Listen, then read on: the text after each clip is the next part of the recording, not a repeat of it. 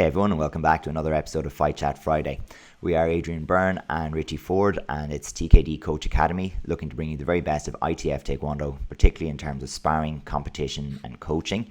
Every Friday we have a little video that will come out to highlight some of the things we've been talking about over the course of the week, or some topic that's been highlighted by somebody through social media or sent to us as a suggestion. So if that's something that you would be interested in, absolutely make sure you do what the intro said. Stop this video right now, give us a like, subscribe and hit that bell button so you're notified every time we have a new video out there. So Richie, what are we going to talk about today?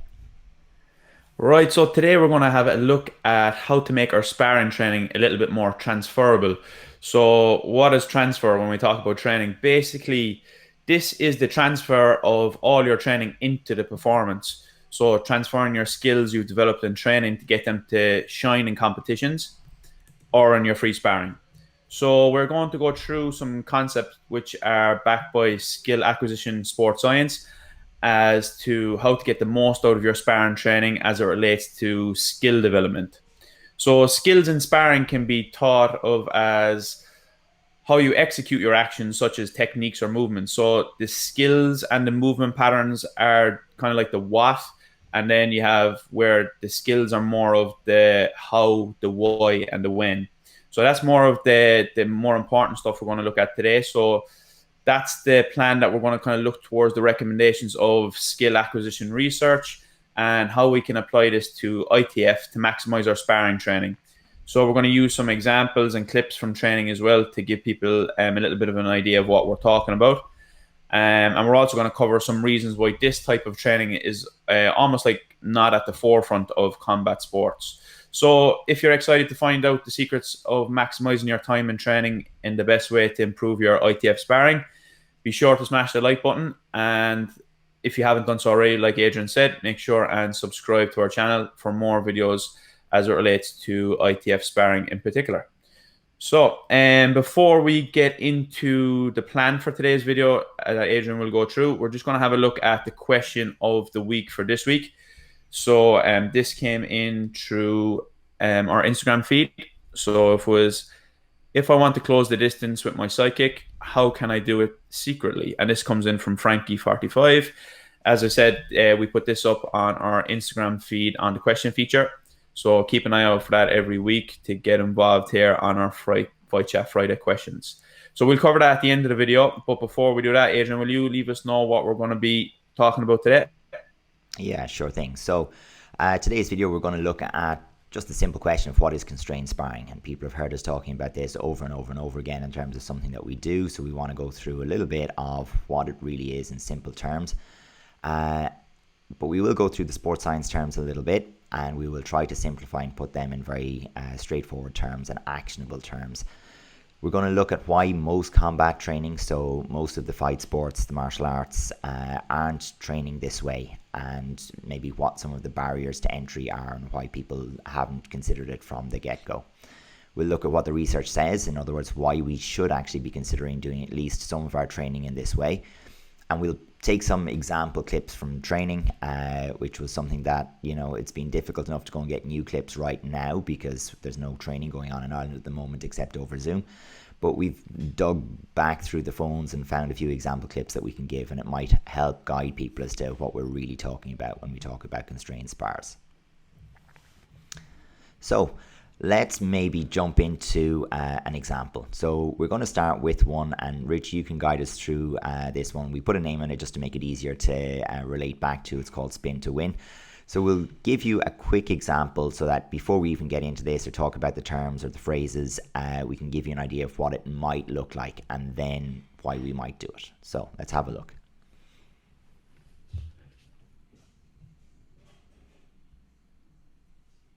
So here we have two people. As you can see, it looks almost like free sparring from the get-go.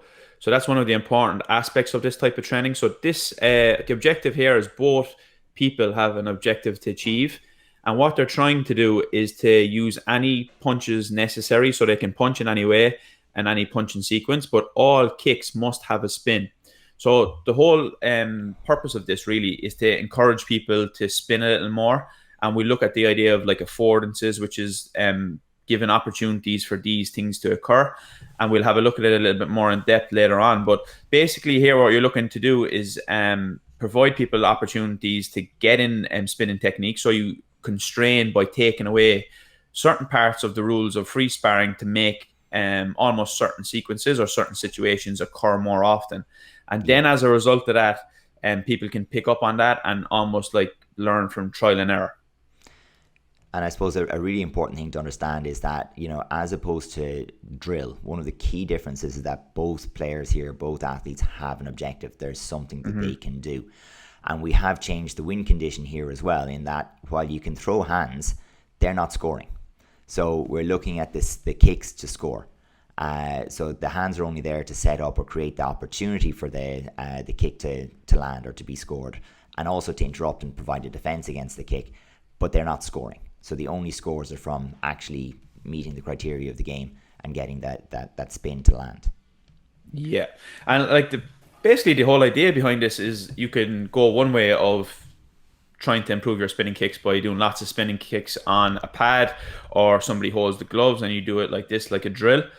But the research shows that it takes a lot of repetitions to build this into muscle memory. And this is only one particular area of the technique then as well. So you got to look at all the variables. You can see from the clip that we just shown, the way that they're spinning is like there was loads of different ways, loads of different situations. That's almost impossible to replicate. But the research does show that if you like encourage this through like play, where like you're learning through like what is play, when you think about like a game, it's somewhere, as Adrian said, people have an objective each to try and achieve.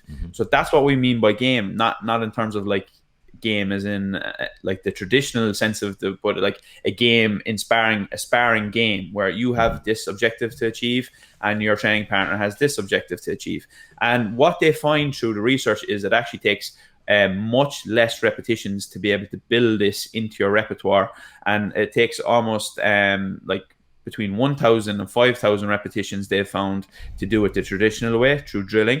But when you encourage a new sequence or a new pattern, movement pattern as such, through play, it can take 12 repetitions before somebody starts to ingrain this in their movement. So it's like very, very interesting, and you can see the amount of time it saves, and then the transfer of getting this from practice into real sparring is massive. Yeah, absolutely. And I think maybe that's a good opportunity to jump into our overview. And, you know, this will come back in the end as a summary. And hopefully by the time we come back to this diagram at the end, people will know what some of the terms mean and what we're really talking about. But just to have a look at an overall summary of what it is that we're trying to do, it's here on the goals side of it. We're basically looking to do a few different things when we set up a scenario like this. And sometimes we call them scenarios, we call them engagements, we call them many, many, many things. The simplest word is a game. But what we're trying to do from the get-go is provide people with variable challenges, so that because both people have an objective, you're never going to be encouraged to solve the problem the same way each and every time. You're going to have to adjust microscopically tiny little details of your movement in order to find an appropriate solution every time. And that leads us through this journey of destabilizing the solution, because it's always changing, encouraging the people to explore and find their own solutions and to self-organize. So that's where the task and the constraints of the task lead themselves to a solution and a self-organization of the learner. Then we're looking to, as coaches, amplify the information and invite affordances, and that basically means make it more obvious that there should be an action or an interaction. Make it easier to perceive the opportunity to take action. And then also playing on the cognitive side of it, we're going to provide feedback where we're going to allow people to maybe understand a little bit more what the situation is that's emerging, how it relates tactically, and so on. And we've got a whole range of tools that we can dip into in order to manipulate those constraints. And we'll come back to those as well in a second. So Richie, is there any one of those phrases you'd like to maybe start on to try and get the concept across of what we're trying to do? Yeah, and I think that's the problem, that like the sports science is there on motor skill development and things like that, but it's just the jargon is almost a little bit complicated sometimes to transfer this into what we're doing in particular. But I think a good one to start there maybe affordances. Yeah, So in our clip it mentions affordances. So basically this is like opportunities to discover. yeah, So as a coach, facilitating certain sequences, certain situations, and certain opportunities to discover a certain topic or a certain problem, whether that's placing yourself in like in the corner or the edge of a ring to maybe explore that problem, whether it's to explore a particular technique by removing other techniques. And that's how you can do it, by constraining. So the idea of constrain is that you take bits and add bits. And what you hmm can do is you constrain the rules, you can constrain the equipment, you can constrain the space. So like that, there are just some of the ways, and of course the objectives as well. So they're just some of the ways that you can manipulate to facilitate these affordances, what they call them. And I think that that's very important to understand. yeah. So affordances sometimes as well. If we give a very simple wider sport example, it might make it easier, and then I'll give a specific Taekwondo example. So in the wider sense of things, if you're looking to complete a good pass in soccer, you're looking to find or create space. So you're looking to send a pass that invites somebody into an empty space, or you're looking to find a way, a channel or a lane between defenders, and you know that opportunity that affords itself there creates an opportunity for a pass. It limits your choices of all of the many passes or actions that you could take to this one where I'm taking advantage of the situation that's developed. And a simple example from a Taekwondo point of view is if I step foot to foot when I throw a side kick, for example, that affords the opportunity for a whole range of counters or other movements. It's like amplifying the signal and removing some of the noise. So Mm. you really are trying to create situations when you're learning where, you know, as you're getting used to seeing these actions that are relevant, the bigger you can make that signal, the easier it's going to be. And then you can make it more and more and more representative over time. And that's another phrase we'll come back to, by disguising, by letting people explore how to hide something like that, like a step. And one quick video that we can give, you know, we're going, this is just a very simple exercise, and I have some advanced students doing this, but they're doing a very basic exercise. I was looking at the defensive side kick against the blitz in particular, or defending against a blitz. And what we did in this case was we said, well, you can't blitz in the normal sense. You have to keep both hands together as you do it. And that restriction telegraphs the movement and allows for a range of choices from the defender. But it makes it a little bit easier for them to read. But the attacker is still definitely looking to get contact, you know? Mm. And Again, as you said, the attacker here has a job of his own. He doesn't want to just allow the other side to kind of almost just get away with it. They're looking to achieve their own objective here, and I think a good way to do that is almost like we said, have it as a game where you can like allow points for certain techniques, mhm. where you're still trying to achieve a certain objective. Yeah, definitely. And that gives us kind of our first starting point of what have we decided to do. We have to have some situation in sparring, some decision point, or some skill that we're trying to improve. We need something to start it all off. So it actually starts, I think, from a constrained sparring point of view, from a different place from the traditional approach. I think the traditional approach starts from, I have this technique I want to teach, and the technique has a checklist of points of performance, A, B, C, D. Mm-hmm. And it's good if the person can repeatedly achieve the points of performance. So if it was a side kick, they can, you know, get a high knee lift, a high foot position, the front foot moving before the back foot, they're extending with the, you know, the sole or the blade of the foot, you know, etc. You can have your points of performance there. Whereas I think what we start with is different. We start with a scenario. What are you trying to achieve? So not, I want to learn to throw a side kick, but I need to create movement from my opponent using, you know, or I need to put up a fence between me and my opponent, because the context of the side kick Mm-hmm. changes the points of performance. And I think that's Yeah, kind of definitely. And I think the thing that actually hits the nail on the head here as well is the whole idea that sparring is like not a structurally fixed game. Sure. Like take the first 10 seconds of any sparring bout, it's never the same as any other bout, and just because of that, it means that the techniques itself isn't the holy grail of skill. Like skill and technique are completely different in this context as it relates to sparring. And we'll kind of get into the whole idea of like perception, action, coupling, and that in a second Sure. as well. But when you talk about this idea of like the it's like when you try to put the isolation drills of practicing techniques by themselves, that only brings you into the technique in that particular situation. But as we mentioned earlier, there's an infinite number of like situations or circumstances that technique can be used or come up in. So that's where it's just a little bit more representative in terms of the real game of sparring. Yeah, absolutely. And I mean, we can take a very simple example from one of your classes here, maybe just to illustrate even that with the sidekick. Yeah, so like basically the objective here of the girl that we have with the kick shield is she's looking to get the opportunity to look how to break rhythm and close distance with footwork. And she's using the shield. So you give the shield here to take away the almost like the fear of running into a side kick, where she's still getting the opportunities to test distance in, okay, this doesn't work. What if I try it this way? And then on the flip side, you have somebody who's looking to do that with their side kick. They're looking to put a barrier between themselves and the opponent, but they're still both looking to achieve an objective here. So if you make contact with the kick shield, you score a point. Mm. If you make contact with your side kick, you score a point. And so they're both trying very hard here to achieve their own objective and win the game. Okay. And then the purpose of this is that you get a little bit more real distance, you get a little bit more real timing. You can see here they're thinking very much. There's decisions being made. And these are things that are very, very important when it comes to sparring training, because we do know that any learning really has to happen, and for it to be real, authentic learning, it has to happen in that situation where almost like your emotions are high and you're thinking.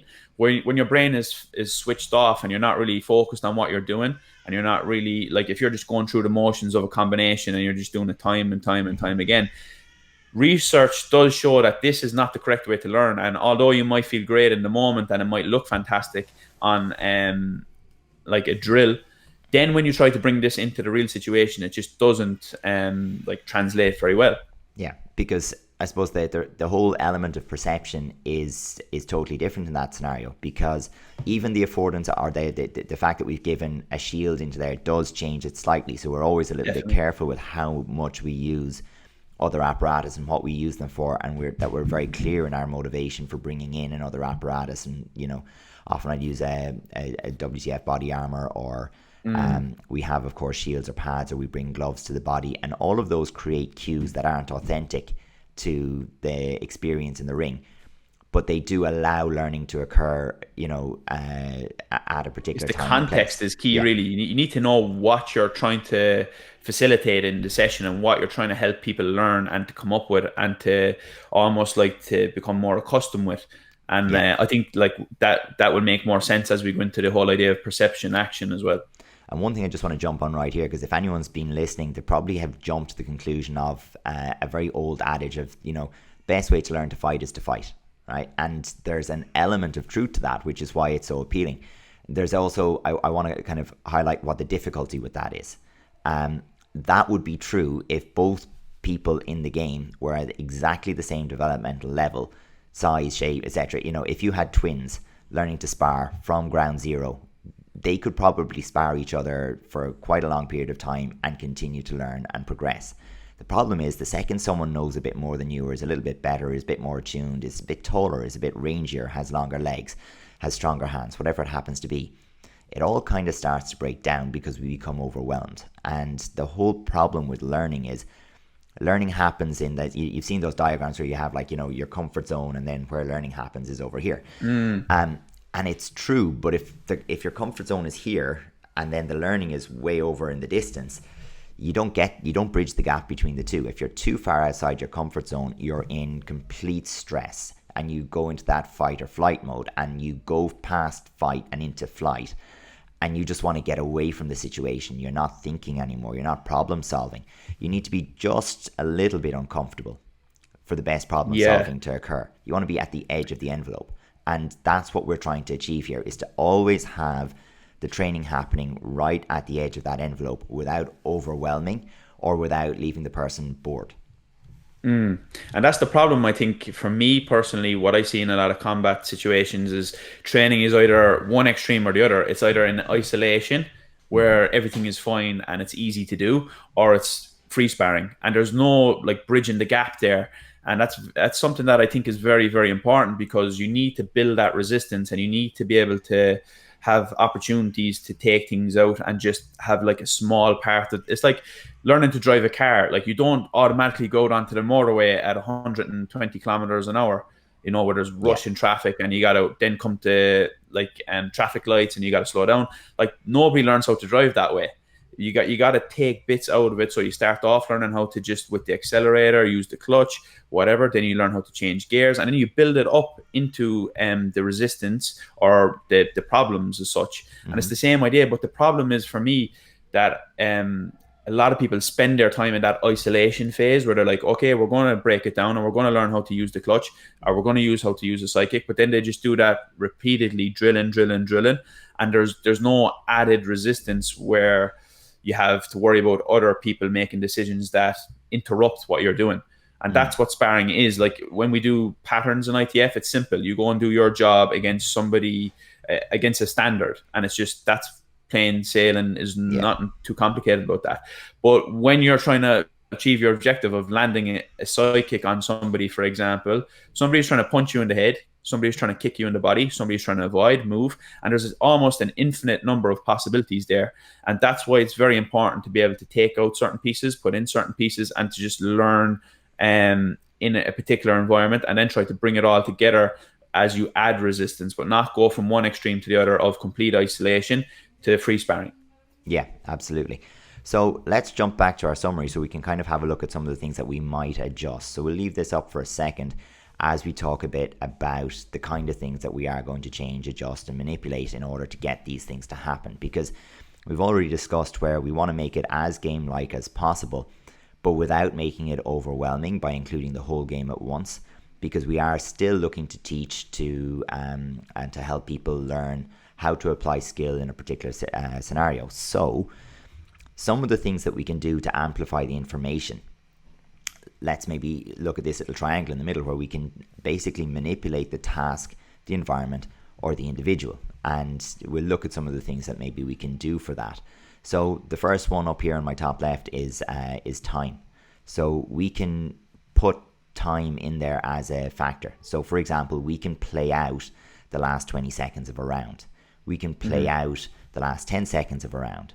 We can play out the idea that from a score, there's a limited amount of time in order to have a response or an additional score, and mess with momentum. We can increase the intensity of the round by saying, okay, within this point in our period of time, we're looking for multiple instances of a particular action. And that creates a time pressure on something, so that if you, for example, say, look, you have 2 minutes, we want you to try to throw a blitz. And maybe the person moves and moves and moves and moves, and they pick the perfect situation that one time to throw the blitz, and that's great. But if you want to have both people working appropriately, you might say, look, within the next 20 seconds, you're going to try and throw 3. So you don't have the time to make it perfect. You have to, or to wait for it to be perfect. You have to create a good enough scenario. And that also affords the defender the possibility to make a better defense, because there's pressure on the one person to score. So we can manipulate time. Do you want to take us through maybe the kind of instructions, rules, and goals that you could change? Yeah, so I guess when you look at it, it's mostly the task. So you can manipulate the rules. So like what techniques are allowed, what are the scores. So you can take away the traditional scoring system of ITF sparring and adjust it to almost facilitate something that you want to happen. So if you want to like see more of a certain technique, if you want to see more of a certain like rhythm change, distance, whatever, you can manipulate how you give the scoring for that as well. And then you have objectives. So you got to think of like things that kind of almost go hand in hand together. So if somebody is looking to avoid and move around a lot, the other person might want to look to squeeze the space. So you can almost get two contrasting things there to work together to see how people come up with the solution to the problems that they're seeing and perceiving as such. And then for each training partner that you have as well, they're going to come up with different things for you to see and adjust to. Yeah. So that's important as well, that you kind of, you're getting that mix of training partners, different heights, different ranges, different preferences in terms of techniques, etc. So that all comes back to using different tasks and to changing the goals almost. Yeah, and then looking at some of the other things that we can do, we can use the space. So our spar traditionally takes place in an 8 meter by 8 meter square with a 1 meter safety zone outside. And where you are in that ring and what you're doing in that ring at a particular time or situation changes absolutely everything about the game. So your game state varies according to where you are in the ring. So if you want to work on decisions that occur on the last mat, on the second to last mat, when you're in a dominant position, you have your opponent on the edge, when someone is in a corner or has 1 foot outside of the ring, well, we can create those environments. We don't have to wait for it to occur naturally over 2 minutes. We can go back to that again and again and again. And something that patterns competitors will be very familiar with is you don't practice the pattern over and over and over again to get the split kick in juche. You take out the split kick and you work on the split kick and you add the movements before and after to improve your rhythm, but you isolate the part that you're trying to improve. And this allows us to isolate the part of sparring that we're trying to improve. So if, for example, a person is making poor decisions as they reach the edge of the ring, that leads them either taking away their own space or becoming predictable or traveling, well, then we can put them in that situation. We can start the match at 1 mat away, where they're 1 mat away and the other person controls the center. And we can develop a sparring scenario from there. And it means that you're reaching that decision point, or that, as the perception action coupling is triggered again and again and again to find good solutions in that space. And we don't have to waste our 2 minutes waiting for opportunities for the person to be in the corner. We can just start there and work from there. Yeah, and I think that what you said there as well is important, that for people who are training this way, it almost looks like free sparring. So it's hard, like when you bring it down to, like, if you walk into a training hall and you just see this type of training going on, it just looks like free sparring. And that's what we want, because the more it looks like free sparring, the more perception action that we're getting from our training partners. And I think it might be a good thing to touch on at the moment. So perception action, just breaking up these two words. Perception is what you perceive, so what you see, what you take in terms of information. And this can be like visually, it can be like the environment around. So in a tournament you might hear certain noises, etc. And then the action, so the action that you take based on that. And it's a very, very important concept when it comes to skill, because as I mentioned earlier, like we have the techniques, and which is the what, but then we need to know the how and the when and the why to apply those techniques or movement patterns. So maybe that's in avoiding off the line or using footwork or something. So your movement patterns are your what, and then we need to know how to use them. And this is where the perception action coupling comes in. So if me and Adrian are sparring, for example, if Adrian is 2 meters away, I'm perceiving that distance. I'm not going to try and launch with a punch, for example. It's just too far away. And that's just a basic example of what I perceive, and then the action I take. So the action I take is not to go with a punch. So then you can that builds up, and over time, because you're in this environment where the sparring looks identical to free sparring, but it's not, you start to build up subconscious cues, and this leads into another concept which is called chunking. So basically, your brain subconsciously takes information constantly. It calculates the distance, it calculates like areas that may be open, etc. And the more you get comfortable with this in sparring, so the elite competitors and the elite sparrers in ITF, they will be able to almost do this instinctively, where they don't really have to think of it so much, or they'll go for a shot. And if you ask them, why did you go for that? They might not be able to tell you. It's almost subconscious. And that's kind of a level where you will get to as well with this type of training, because of perception, action, because you've been putting yourself in that situation so much that you almost instinctively know what to do. So it's very important to be able to put yourself in that situation and learn those things, because it's a valuable tool in ITF. Now, also on the flip side, it can lead you into some trouble for the elite guys. They can almost set traps. So people who really understand this concept, it can be like a real interesting back and forth there. So yeah, I think that's something that's very, very valuable in this type of training. And as it relates to sparring in particular as well, you have this whole idea of trying to read the play, and that's again what we talk about with perception.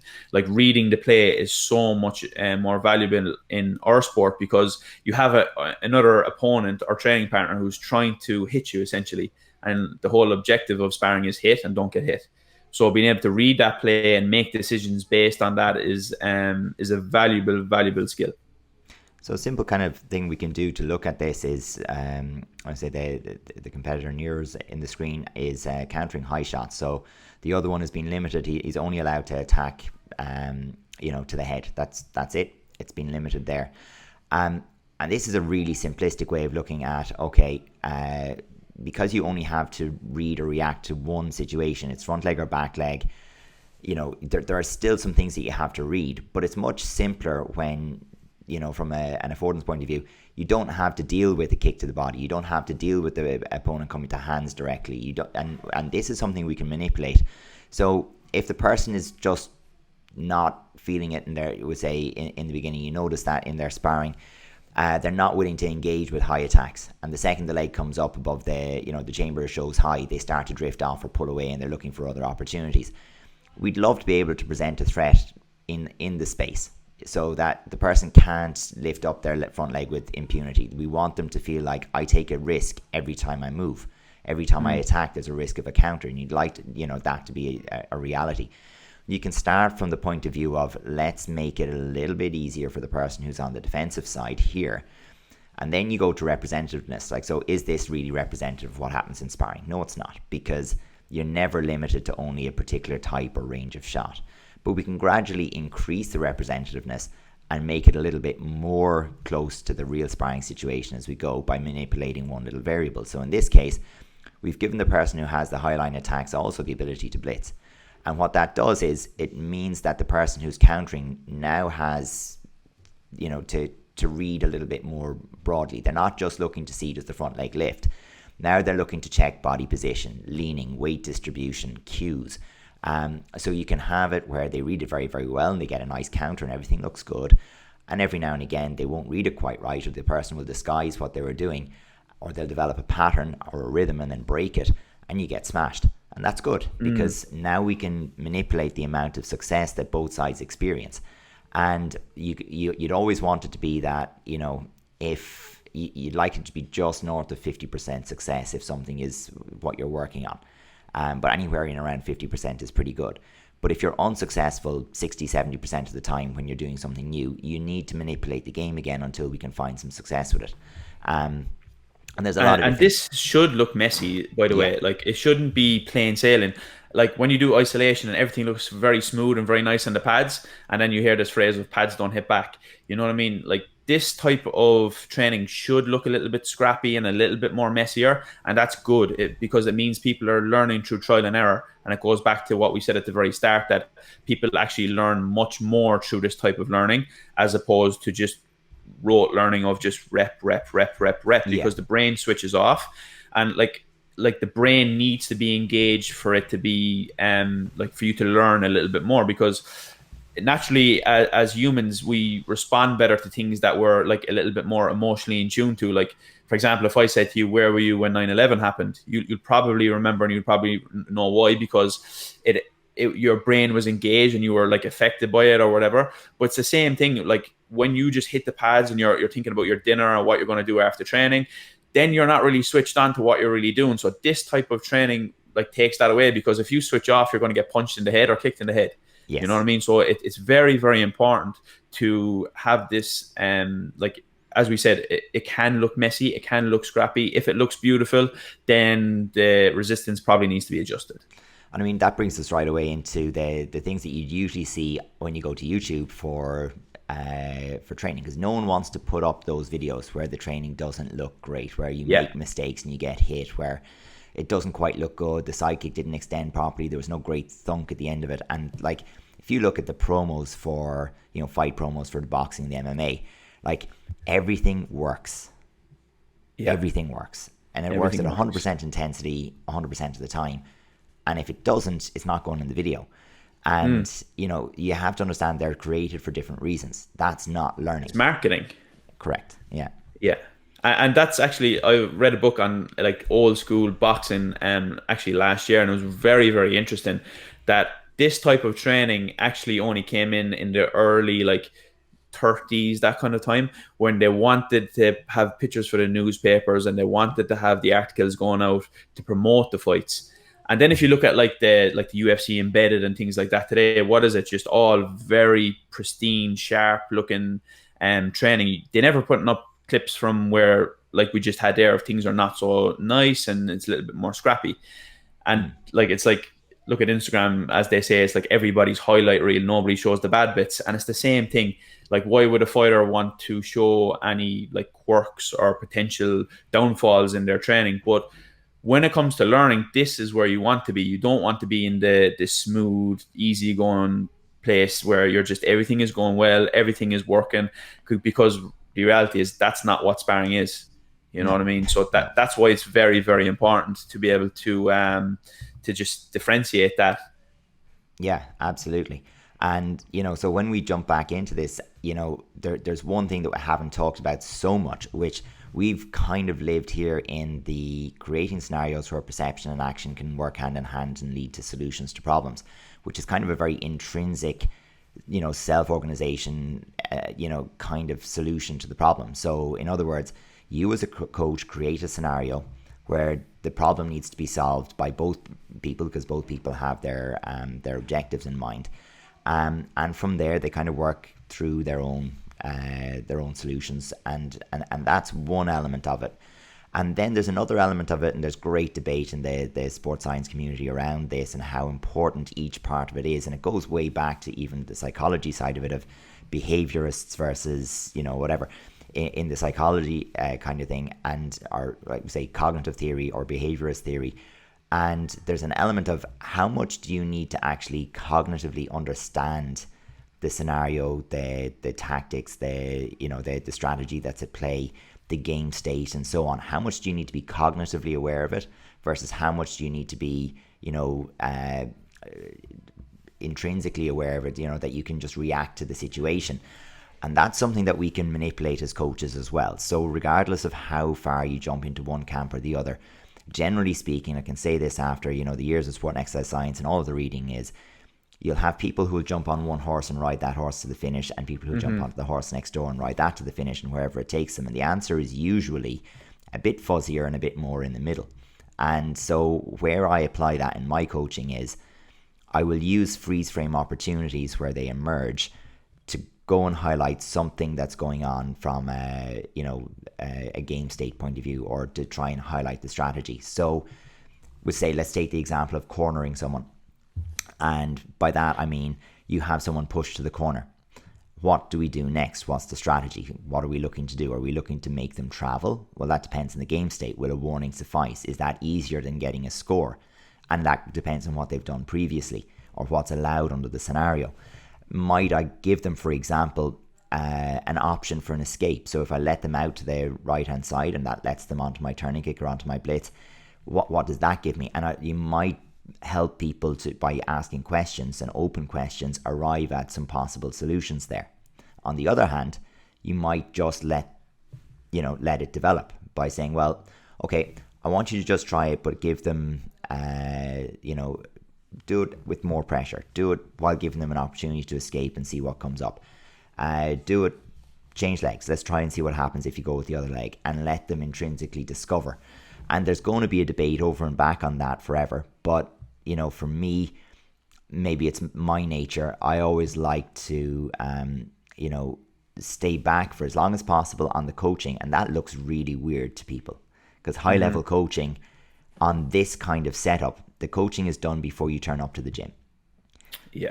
Weird. And you know what I have to say for me as well, it's one of the biggest challenges is that you almost see the answer and you want to provide the answer to your athletes, but Yeah. you have to hold back because by you providing the answer, it doesn't help them learn in any way.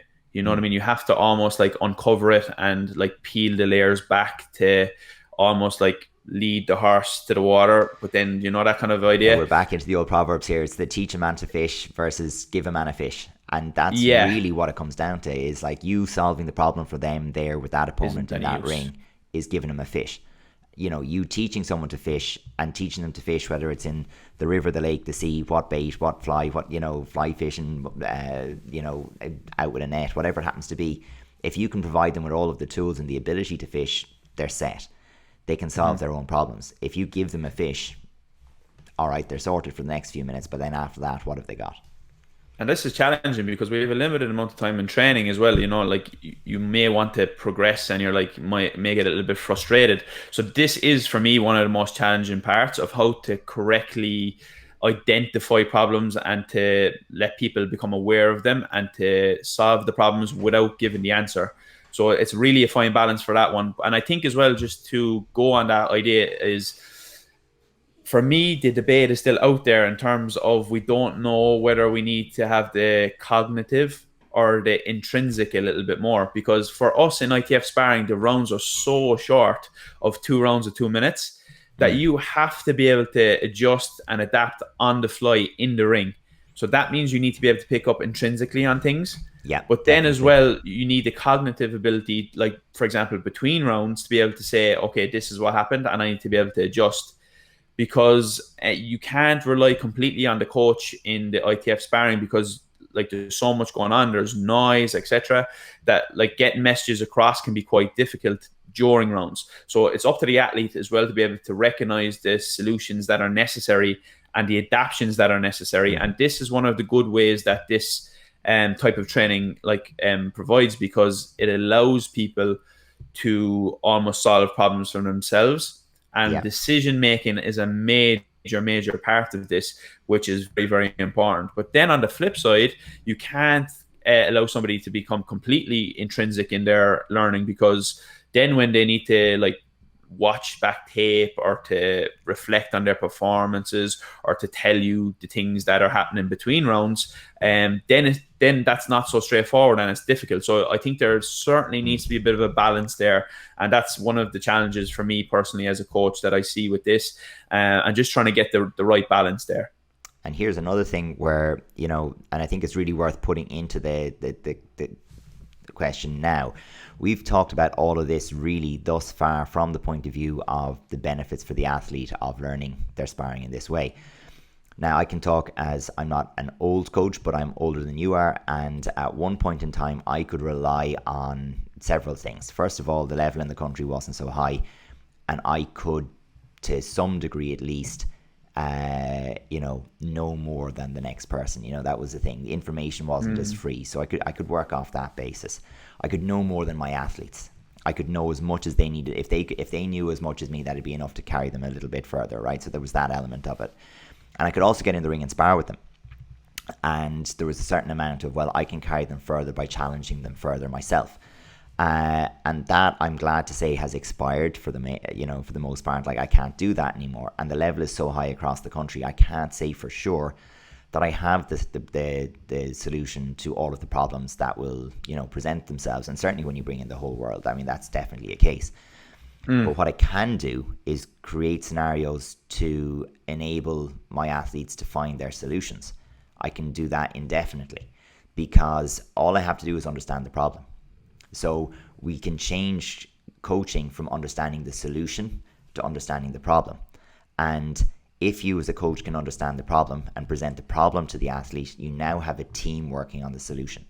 You have the athlete, you have their training partner, and you have you as a coach. You can integrate other coaches, you can integrate other athletes. You can basically do what we do in terms of computer processing power, you don't have one processor running it, you go multi-core. Becomes scalable. And you scale it. So exactly. So what this does is it allows us to scale problem solving, to be able to solve bigger problems for our athletes.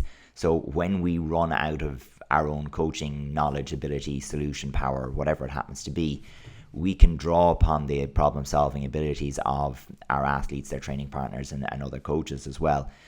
Because really all we have to do is understand the problem. If we can understand the problem deeply enough, we can then engineer the situation that arrives at the solution. Not actually going A to B, problem to solution, but A into this perception action coupling, into this constraints, into this manipulation kind of environment where we tweak and tweak and tweak and challenge until the solution is arrived at.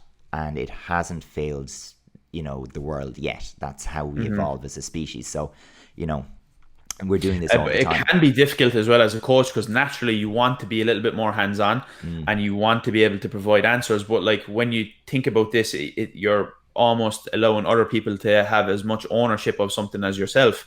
And that can be quite difficult for a coach at the beginning as well. That I found, like for me, like at the start of my coaching journey, I wanted to, right, here is the answers. This is the way to do it. Let's get this done. Whereas when you kind of learn a little bit more about the learning and skill acquisition and things like that, you need to be able to become more of a facilitator. And that can be difficult as well, because you have to slightly take a step back sometimes, and you have to allow people to solve the problems, like you said, with you. As well as that as well, it's very challenging at times to be creative enough to come up with things like this. It's not very straightforward. Like, it takes time, it takes thinking, and a lot of the work in your coaching will actually be done before the session. Yeah. And then you'll be almost adjusting on the fly and adapting with the athletes in the situations. But that also means that you need to have a pretty good understanding of the level you're trying to achieve. So you need to understand the techniques and the principles and the things that do and don't work at the high level, if that's what you're aiming to be. So, like, for example, doing jumping front snap kicks in sparring is not very efficient and effective at the high level of competition. So you need to understand what kind of the principles that work and don't work, to be able to really maximize this type of training, I believe. Yes, that's huge, because what that means is, so you're training a yellow tag, yellow belt, green tag, and they're just starting their sparring journey.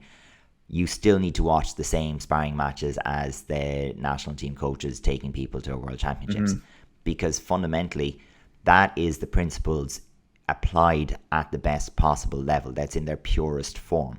And you need to understand and relate to that and how it looks in the eventual scenario when you go back to teaching your yellow belt, because you don't want to teach them the principles of yellow belt sparring. Because who wants to be the yellow belt champion? Who wants to be a yellow belt champion? So yeah, it's more long term. They're not successful right away all of the time, because the same principles. Sometimes when you're a yellow belt, just running forward and being bigger or stronger or more committed than your opponent is enough.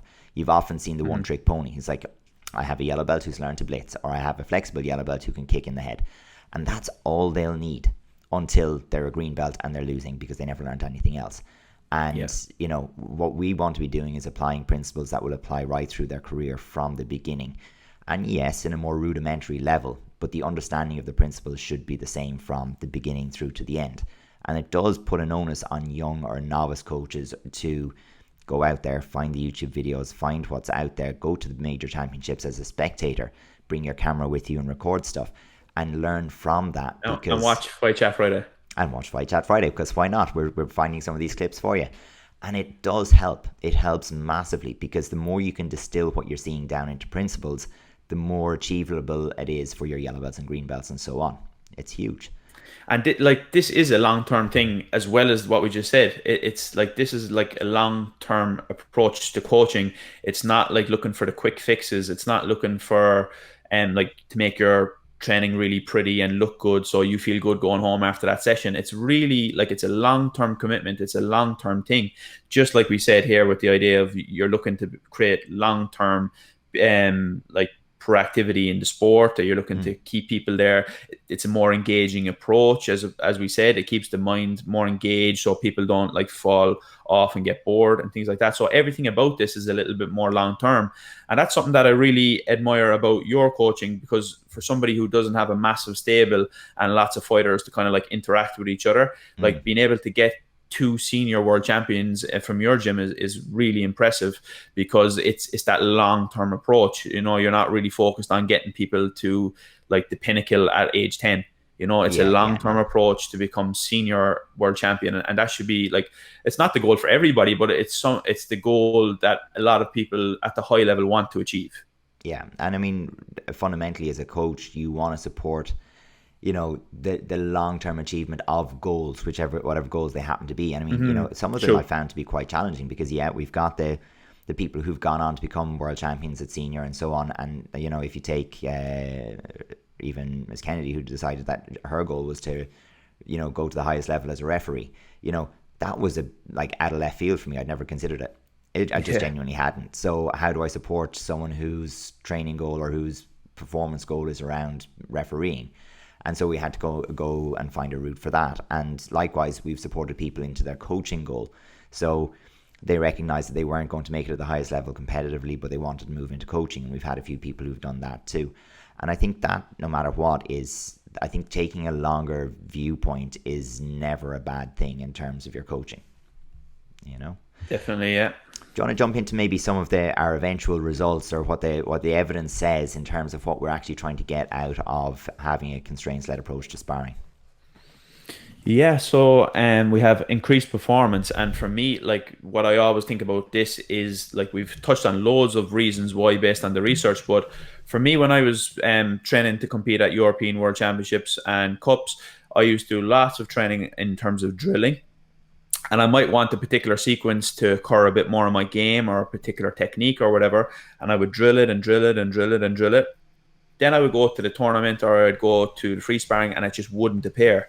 Yeah. And that's because we're missing those things like the perception action. We're missing the decision making and things like that. All these small parts, which we called already the skills. I had the what, and I knew like the what of how to do it, but then in terms of putting it in the right place, in the right moment, in the right time, and how and why, those are the things that are missing. So for me, that's the biggest thing in terms of the increased performance. And then we have the whole idea of increased decision making and creativity. So we touched on the decision making just there in the last point, but the creativity as well is because, like, being able to solve problems. Nobody's going to solve these problems identically. Like, nobody's a robot. Everybody's experienced through life and experienced through their training, etc. And their almost like their mentality, whether they're like a bit more flamboyant, etc. That's going to impact how you come up with these solutions and solving these problems, which then impacts your creativity. And this is something that's very important for us in ITF sparring and in martial arts, because like, it's martial art. You want the creativity to flourish, and you want to see the nice things and see people come up with their own problems. And also you want to be able to have everybody, regardless of like their physical abilities or whatever, to be able to flourish if they put forward their particular solutions. And that is possible through this. Like, we've seen it in the high level of competition, that it's not always the people with the most beautiful technique and the most like physically dominating people win. You can win if you're able to get your objective across in your way. That's perfectly fine. And for me, that's a massive part, because everybody who walks into the gym or into your club or into your school, they're not always going to have like great physical, or they're not going to be naturally, we say, talented to be able to flourish, but it allows them the ability to really almost like be successful. And that's something that's very, very important, and it allows people to stick with the sport a little longer and things like that. So for me, this is a massive, massive part, and it just makes people a little bit more engaged for longer. And then also we have the idea of increased movement adaptability. So that goes back to perception action again. By you being in an environment where you're always adapting and always coming up with solutions, it naturally allows you to be a bit more flexible in terms of your approaches and what you can and can't do. So that's very, very important, especially for our sport, where, as we mentioned earlier, no two fights are ever the same. For sure. And then we also have the idea of increased functional variability. So that's very important because variability is massive. Like there's just like the idea of the research they did with the hammer. So somebody was using a nail to hammer in 100 times, and in that simple technique, it was never the same in 100 repetitions. Yeah. So like multiply that by way more when you're talking about sparring. Like you have different opponents, you have like different distance, tempos, techniques, etc. Like the amount of variability that's possible is infinite. So then that becomes very, very relevant to our sport and particular combat. Yeah, so I suppose the whole thing on those last two as well is the idea that we'd love to, as coaches, we like to simplify. We like to make things rational. And very often when I'm delivering a coaching program, the first thing people do is, well, I'd take it right back to the beginning and I'd start here. And the answer is, well, why? Were they failing there? Yeah. Was there a problem there? Why did you Test decide it to go first. back there? And it's because humans like to line things up. It's like step A, B, C, D. And we're learning in a dynamic way. Everything is changing all of the time. So if we were to plot out, for, say, a side kick, the range of hip angles, knee angles, foot positions, elevations, and timings that would allow a successful performance of a kick. And successful is just, it lands and you get 2 points. Depending on your opponent's movement and everything, you would end up with this chart where it's like, well, this didn't work, and that didn't work, and that didn't work. But everything here in the middle in this area is basically fine. And you can't write that down as like a joint angle of, it'll always be between this and this, and between this and this and this and this. And that's the variability that we're talking about there. It's that your sidekick doesn't have to look like the other guy's sidekick. It doesn't have to set up in the same way. It just has to achieve the same objectives. Perfect technique doesn't exist. Exactly. That's fundamentally it in one sentence. There is no perfect technique in sparring. There's just it worked or it didn't. And if it worked, perfect. And but then at the same time, of course, there is efficient ways to go about it. Yeah. And those that, they'll be mechanically defined, but you can find them and there can be variation within them. And so it just means that we don't have to be so obsessed with finding the exact perfect technique. It can be within a subset or a range of, freedom around it that suits the body type, the situation, and it's a little bit different. So that's a lot. Like for actually just on that one, like for some people when they talk to me about this concept, they say, so right, you spend a lot of time just in the isolation so they can learn the techniques and then you bring it in. But like for me, like I can start training like this with a psychic, for example, at yellow belt.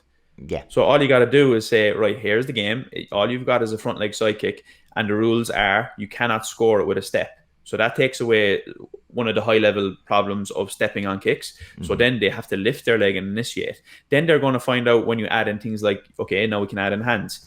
Then you'll find out that they say, oh, when I carry my foot position with my heel facing the floor, every time the other person just hits me with a punch. So then they adjust the angle of the foot to face their heel towards the opponent.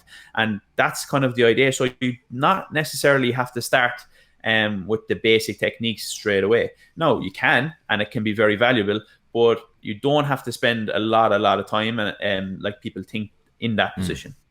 And I think the issue there is it's almost like we're trying to make the sidekick, okay, I don't want to use the word perfect, but pretty damn good in an isolated scenario before putting it into a dynamic, failable scenario. And that's just not necessary. I mean, a class or two, so you have the rough shape of a sidekick, and the mechanics of it is enough to start to introduce that little bit of resistance and representativeness to it. And we can start to, that will actually enhance any of the like isolated work that we then do to improve the, the technique, the mechanics of the movement. That will make more sense when there's context, and learning will be more meaningful when there's context. So the answer is always start, as early as you can introducing context, and then everything that we're saying, it doesn't have to be completely messy. The degrees of freedom can be quite limited, or the amount of variability or the degree of representativeness can be quite limited initially. so that it can be managed. It can, Mm-hmm. and you can adjust it from person to person, because, if you're challenging a sidekick with the blitz as an example, well, if the sidekick person is too successful, put them on their other side and see how they get on, Yeah. and away you go. And it seems to be it's a lack of imagination that challenges people more than the actual process itself, I think, a lot of the time. True. And like we don't, like as you said, we don't want to all be like robots, because then it's a bit more easier for people to put up with your problems that you pose in the ring. Yeah. So you want to have your unique quirks and your unique little bits of creativity in there of how you do it. And that's where this type of training as well comes in. And just as a side point, for me, like in terms of like yellow belts who are like 9 years of age and things like that, they find it incredibly fun to be able to do Yeah. this way, and to like the whole idea of competition where you score points, I score points for certain things, like they love that. Whereas if they're just hitting repetition on a pad after shot after shot after shot, the other person holding the pad is just asleep. They're thinking about like their Xbox or PlayStation when they go home.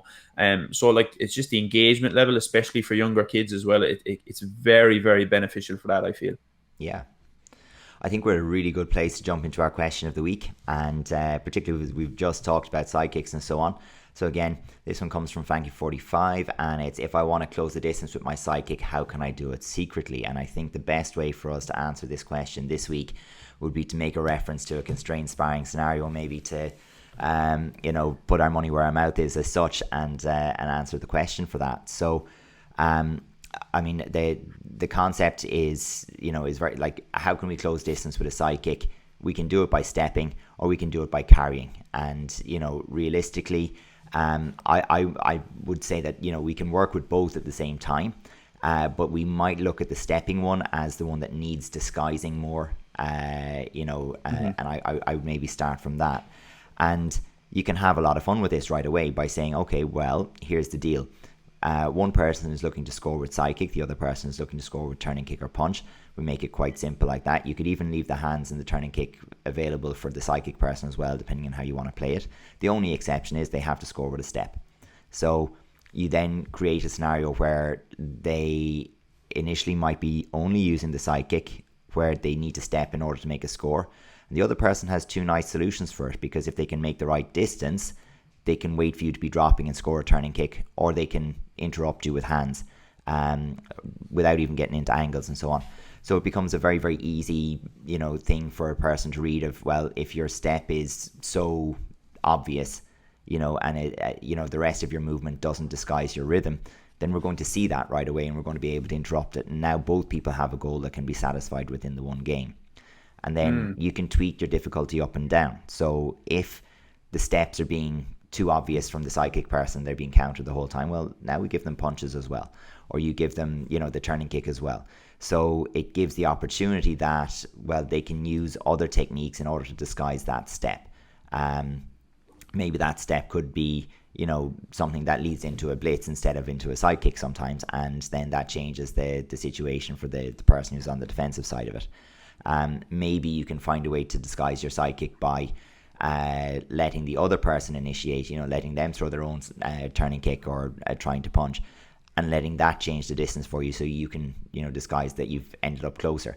You can bring in elements like, as you said, when you're playing with it, try circling, and then see, can you manipulate the distance as you circle, with your steps, because it can be very easy when you're moving, especially quickly in a circle, and the person is following you, that they don't track that small little centimeter at a time change in distance as you hop backwards, and all of a sudden you're 3 inches, 4 inches closer, and you can go directly from the front leg, whereas before it would have taken a step.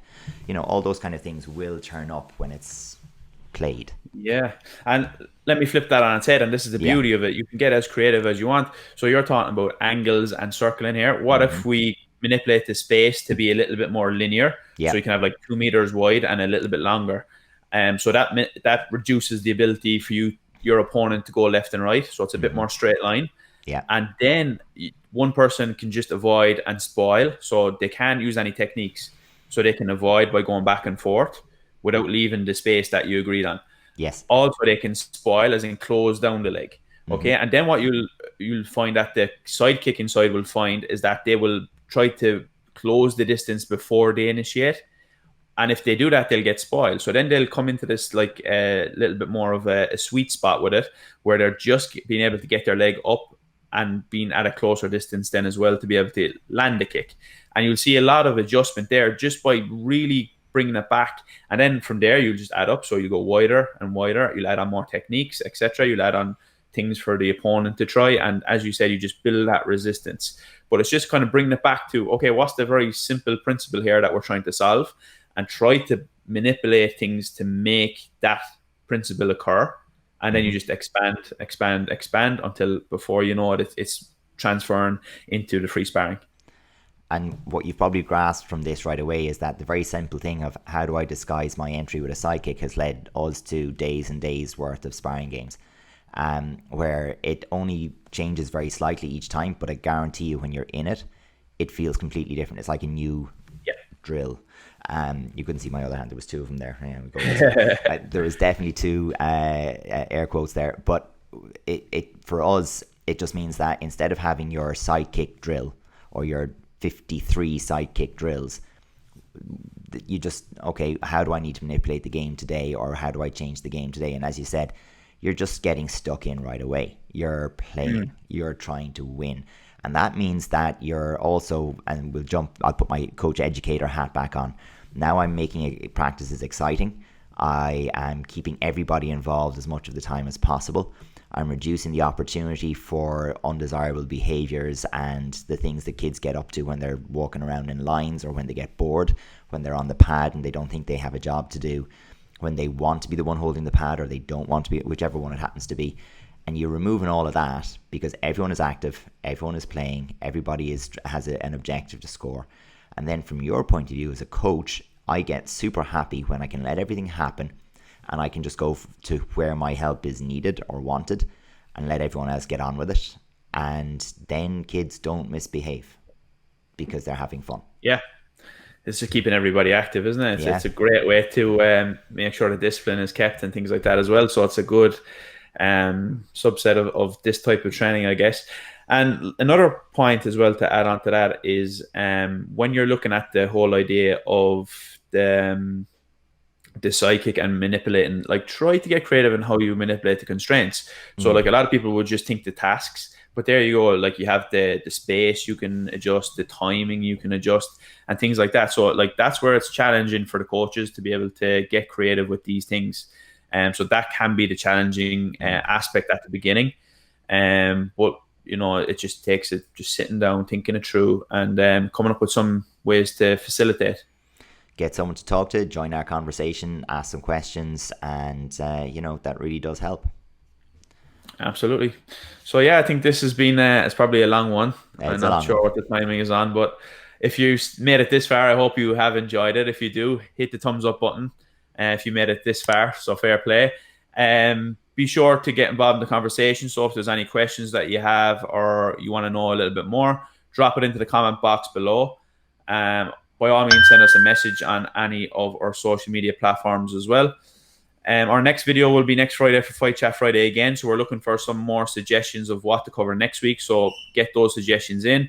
Keep an eye out for the question of the week. And also we have a new episode coming out next Monday, which is going to cover a little bit more of the mental aspect of performance. So things like nerves, confidence, we're dealing with mental preparation, etc. So keep an eye out for that on Mondays. It's going to be Mindset Monday. So keep an eye out for that next week. It's going to be the first episode, and it might be something that you're interested in. So until the next time, thanks for watching. Best of luck.